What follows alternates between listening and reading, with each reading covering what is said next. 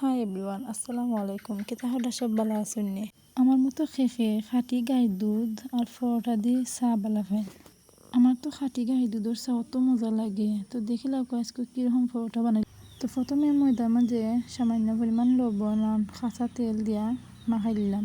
তারপরে দেখিলাম এখানে উন্নি গরম পানি দিয়ে আস্তে আস্তে খাইটারে মাখাইমো ওই ধোকা। তারপরে এখানে পানি কম হওয়ায় আর একটু সামান্য পরিমাণ পানি দিলাম।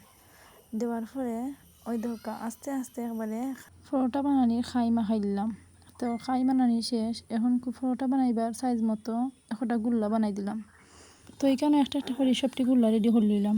একটা একটা করে গুল্লা লইয়া সবটি পরোটা গুল করে বলে নিলাম। আমার পরোটা বলা যে গুল হয়, আমার মতো খেয়ে গুল করে বলেন। ওই দেহকা একটা একটা করে সবটি পরোটা বলে নিলাম। তো দেহকা যে গুল হয়েছে আমার পরোটা বলো শেষ। তো এখন চুলার হান্দাত গিয়া সবটি পরোটা বাজি লইমো।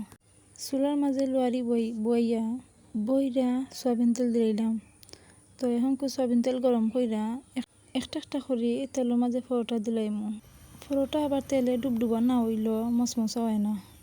তেলে ডুবডুবা হইলে সুন্দর হইয়া ফুলে আবার লাল হইয়া বিরান হয়। ওই দেখো মচমচা করে বিরান করলাম সবটি পরোটা। তো এখন দেখিলাম আমি খাটি গাই দুধের চা কীরকম বানাইলাম। তো প্রথমে দেগুর মাঝে দুধ লইয়া পাউডার দুধ দিলাম 2 চামচ, পরিমাণ মতো চিনি দিলাম। চুলার মাঝে বইয়া দুধরে লাড়লাম।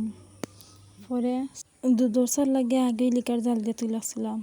তো এখন দুধের মাঝে লিকার ডাল দিলাম। ঢালা পরে দেখো যে সুন্দর আমার চার কালার আইছে। তো কাপও একটা একটা করে চা ডালিলাম। সবে ট্রাই করবা দুধের চা দিয়ে পরোটা দিয়ে কীরকম লাগে। আমার কাছে তো যে মজা লাগে।